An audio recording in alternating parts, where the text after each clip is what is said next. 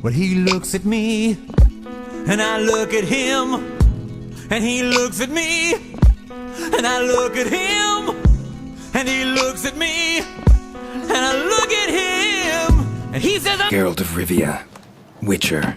I cannot tell you, fellow hunters, how happy I am that both there is a Witcher 3 crossover in Monster Hunter. Two of my favourite games making sweet love. And, furthermore, that it is good. New monster, a ridiculous set of armour, albeit a full transformation. You can't pick and mix, but we'll get to that. And overall, a glorious experience for Witcher fans and, honestly, non-Witcher fans alike. I don't want to sit here and take you through the mission, or at least spoil every little nitty-gritty detail, because it really is an experience to be had. It is single player, as far as I can tell. The only way to fight the new monster is by yourself as Geralt in this assignment, so that might be disappointing to some, but what an experience. Utterly unique to Monster Hunter, more so I would say than even Behemoth. In fact, no, I will say by a long way, and it is incredibly enjoyable. You play as Geralt, there's some lovely little backstory, portals, creatures appearing, and you have to go to the ancient forest and find out what's wrong, and the critters are acting weird. There are Jagras with glowing red eyes and a bloodthirst on their mind. You get to do proper Geralt investigatoring as you work out what deadly darkness has come with him to this world, and it's just beautiful. Witcher sense, there is magic, sword and shield, the moveset has been adjusted for him, certain moves have become his signs, the magic, there is magic in Monster Hunter, and not just flavour for this well-tailored RPG, and it very much is RPG-esque quest. No, you can, technically speaking, use Fireball against any monster, and it's effective from now on. See terms and conditions, they do apply. So, really, the whole thing is wondrous, except this.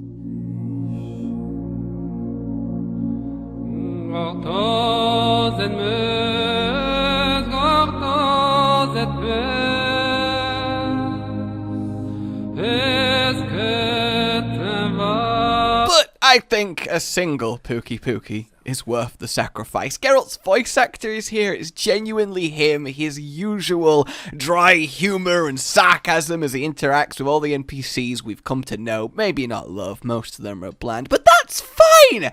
That is fine! What is important is that it's just fucking glorious! And then, of course, the new monster. So, it's a Leshen, which is a Witcher 3 enemy, essentially a woodland spirit. It controls, nature, possesses animals, uses flocks of birds to turn into mist and fly around, in this case, revultures, and it can possess the small monsters, make them attack you, it makes explosions of roots, and just generally ruins your day, and you have to fight it with sword and flame. You can choose to use a weapon you're comfortable with, or you can be sword and shield for the most Geralt-like experience. I personally wanted Geralt with a great sword because, oh my god, I went through so many tissues.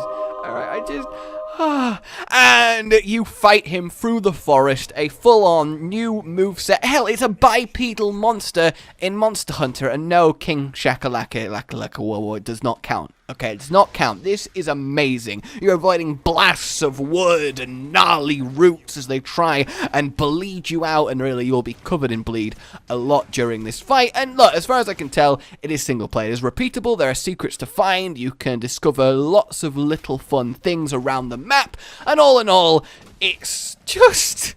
it is so well done. I am in heaven.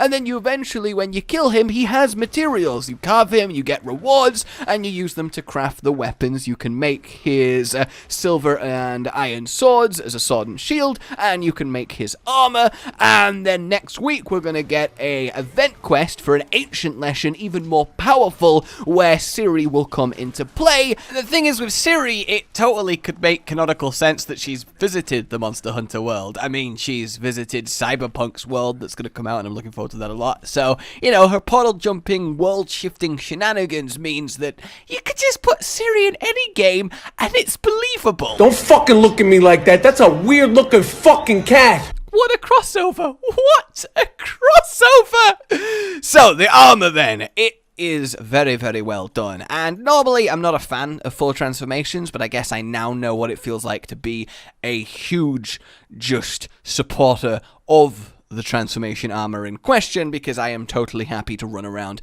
as the Witcher. Now, it is definitely more palatable to be running around as world's best, most badass dad. If you get the skills, health boost, recovery speed, weakness, exploit, marathon are all max with a bit of attack boost, crit eye, and bombardier, and a set bonus which lets you use Igni, a blast of fire, wherever you like, wherever you want, and your recovery can go past the red like the Valhazak set. It is amazing and very on point flavor-wise because, you know, witches with the mutations are incredibly hardy and recover from wounds much faster than your average bear. And also, it's got fairly okay slotted. You're still not going to compete with a normal min-max set, but you get to be Geralt, so really, I mean, the fuck are monsters going to do to him? That is it. The new world is just over. Humans, hunters, we've won, guys. This is it. We've won. And I am just so happy. As someone who intrinsically adores the Witcher series with hundreds upon hundreds upon hundreds of hours, it's so well done. From the contracts popping up, to the UI element changes, to the feel of the hunt, and how his dialogue has been written perfectly. The whole thing is just, well, it just feels like a love letter to the series, and I cannot praise it enough. It is so well done and so past expectations, blowing them out the water of what a lot of people thought was just going to be a little bit of cosmetic armor. It only makes sense at the end of the day for the Monster Hunter to come to the world of Monster Hunter, albeit two very different types of the meaning.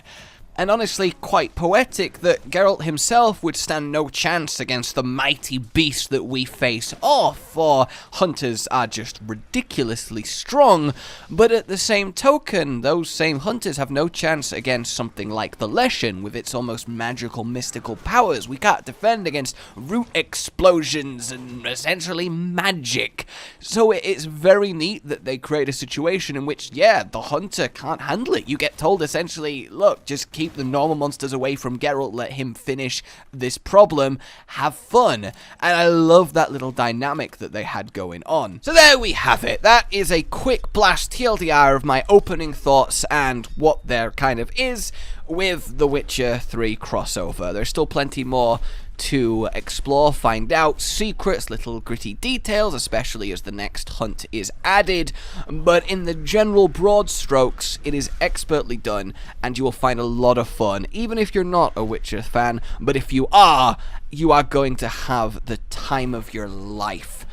Thank you very much, guys, for listening. Like you've enjoyed it, subscribe for more, and I will see you. And yes, it kind of sucks that there's nothing too tangible to take away to this to add to your normal hunt. It's essentially an experience with a few mementos and you're done. And I totally get if that's like, for you as someone who doesn't really care about Witcher or Geralt. But look, it's, I mean, I'm going on in circles here. It's so fucking well done. I'll see you soon, guys. Goodbye. Rage Gaming with the video float. But that's all that's really relevant at the mo, but I'm still gonna leave this up so you patrons know that I love you even though the outro's no longer that kind of relevant. But the new one's being worked on and it's gonna be a truly badass song, and don't worry, I won't be doing any rapping on it. I'm gonna go now. This was shit.